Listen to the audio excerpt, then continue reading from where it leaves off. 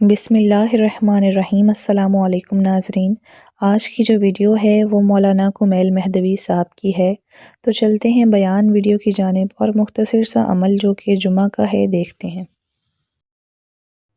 جھوٹی قسمیں کھانے والے کی اور خیانت کار کی اور جس کا سابقہ گناہوں میں اور خاص طور پر رسول اللہ کو اذیت دیتے ہوئے گزرا ہو، ان کی اطاعت نہ کرو، 100% اطاعت نہ کرو، اللہ تعالیٰ نے قرآن میں کہا۔ اور کچھ کی اطاعت مشروط ہے، جیسے والدین کی اطاعت کرو، لیکن اگر وہ تمہیں اللہ کے راستے کے علاوہ کسی اور راستے کی طرف بلائے تو پھر اطاعت نہ کرو۔ اور ہمارے تو کبھی ایسا ہوتا ہے کہ والدین پریشر کرتے ہیں اولاد کو کہ مثلا طلاق دے دو بلا وجہ، بلا سبب، تو ہو سکتا ہے کہ شیطان والدین کے حکم کے ذریعے سے بہکا رہا ہو کسی کو، اور وہ یہ سمجھ رہا ہو کہ مجھ پر والدین کی اطاعت کرنا واجب ہے، تو میں کیسے ان کی بات کو ریفیوز کروں۔ نہ، یہاں اطاعت کرنا واجب نہیں، آپ احترام رکھیں لیکن اطاعت واجب نہیں۔ اس طرح سے کبھی ہو سکتا ہے کہ ماں باپ کسی لڑکی کے دماغ میں ایک خیال ڈالیں کہ بھائی شوہر کو ذرا ٹائٹ رکھو، گرپ میں رکھو، ہاں اپنی ماں کے ساتھ اپنی بہنوں کے ساتھ اتنا گلنے ملنے نہ دو، دور رکھو اسے، نظر رکھو، جاسوسی کرتی رہو، چاہے لفظ استعمال نہ بھی کریں تب بھی مطلب یہی ہوتا ہے۔ تو یہ والدین کے ذریعے سے شیطان بہکا رہا ہے، آپ اس بات کو ذہن میں رکھیں۔ تو کبھی عبادتوں کے ذریعے سے شیطان بہکاتا ہے، کبھی والدین کے ذریعے سے، کبھی اولاد کے ذریعے سے۔ اولاد کے ذریعے سے ایک مثال کیا ہے، خود عبداللہ ابن زبیر، جو عبداللہ ابن زبیر ہے، زبیر کیسے بہکا ہے؟ مولا علی نے فرمایا کہ زبیر ہماری محبت کو رکھتا تھا دل میں، یہاں تک کہ اس کا بیٹا عبداللہ ابن زبیر جب وہ آیا دنیا میں تو اس نے اپنے باپ کو اہل بیت کی ولایت کے راستے سے ہٹا دیا۔ تو کبھی ایسا بھی ہوتا ہے۔ تو طلحہ اور زبیر جو جنگ جمل میں مولا علی علیہ السلام کے مقابل پر ہیں، تو مولا علی علیہ السلام نے یاد بھی دلایا زبیر کو کہ کیا تم نے حدیث رسول نہیں سنی ہوئی، کیونکہ زبیر تو وہ ہے کہ جو ان لوگوں میں ہے کہ جو مولا علی علیہ السلام کے گھر میں ہوتے تھے جب ثقیفہ میں معاملہ ہو رہا تھا۔ آپ غور کیجئے گا، جب زبیر پر حق واضح ہوا نا جنگ جمل میں، اس لیے کہ وہ ساتھ رہ چکا ہے مولا علی علیہ السلام کے اور اس کو احادیث یاد ہیں۔ ناظرین محترم، ویڈیو کا دوسرا حصہ دیکھنے سے پہلے ایک مختصر سا عمل جو کہ جمعہ کا ہے سنتے جائیں۔ جمعہ کے دن سورہ یاسین پڑھیں۔ ہر جمعہ کو فجر کی نماز کے بعد سورہ یاسین ایک مرتبہ پڑھنے کا معمول بنا لیں تو انشاءاللہ ہر مقصد میں کامیابی ہوگی۔ جمعہ کی نماز کے بعد ایک مرتبہ پڑھنا رزق کے لیے بہت پر اثر ہے۔ امید ہے کہ آج کا عمل آپ کو پسند آیا ہے، تو چلتے ہیں ویڈیو کے دوسرے حصے کی جانب۔ اور اس کو احادیث یاد ہیں، علی مع الحق والحق مع علی، علی مع القرآن والقرآن مع علی۔ زبیر کو غدیر یاد ہے، من کنت مولا فہذا علی مولا یاد ہے۔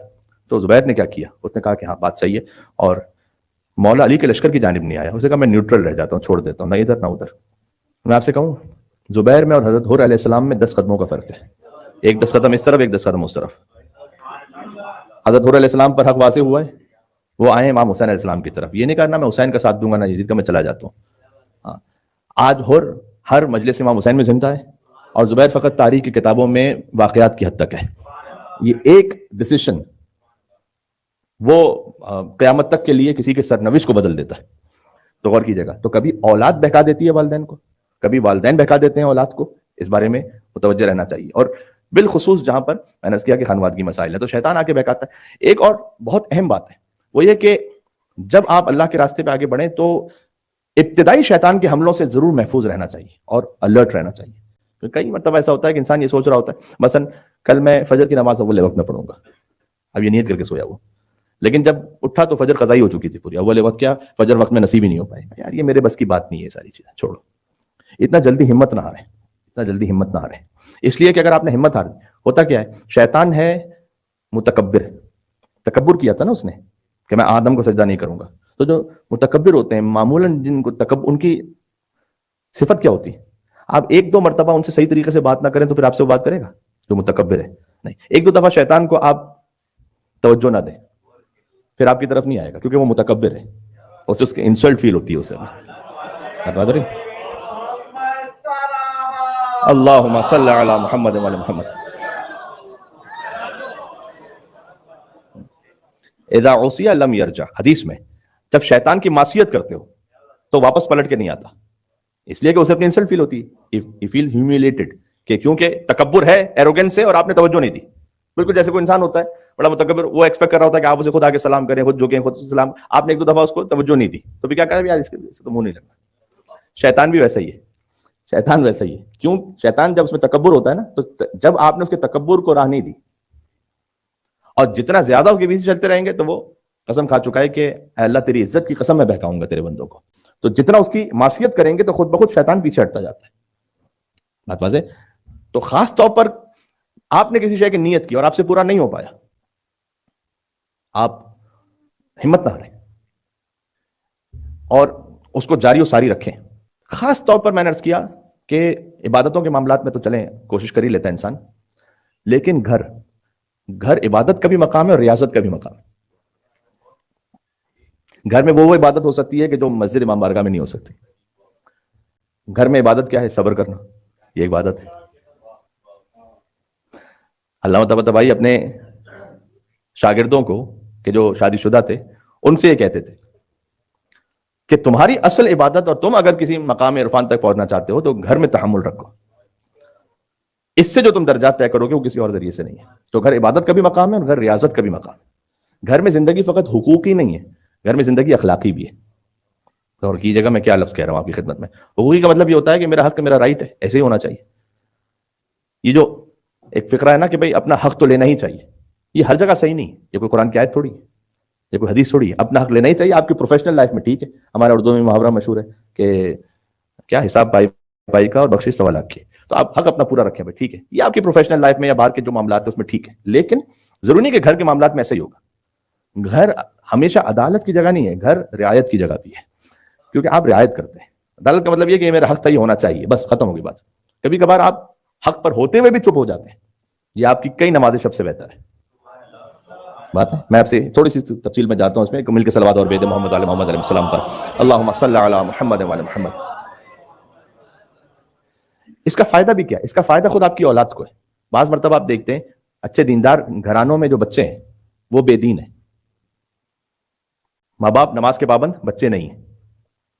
वालदा हिजाब की पाबंद, बच्ची नहीं है. क्यों ऐसा?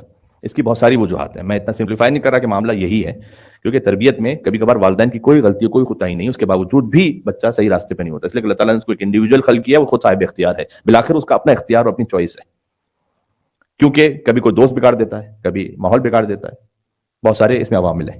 लेकिन उसमें एक वजह यह भी है, बाज बच्चे इसलिए दीनदार घरानों में रहते हुए भी दीन की तरफ नहीं होते, इसलिए कि वो ये देख रहे हैं कि मसलन मेरा बाप है, वो मजलिसों में पाबंदी से शरीक, नमाज जमात में अव्वल सफ में, नमाज जुमा में भी शरीक, मातम में भी शरीक, लेकिन है बहुत बद अखलाक.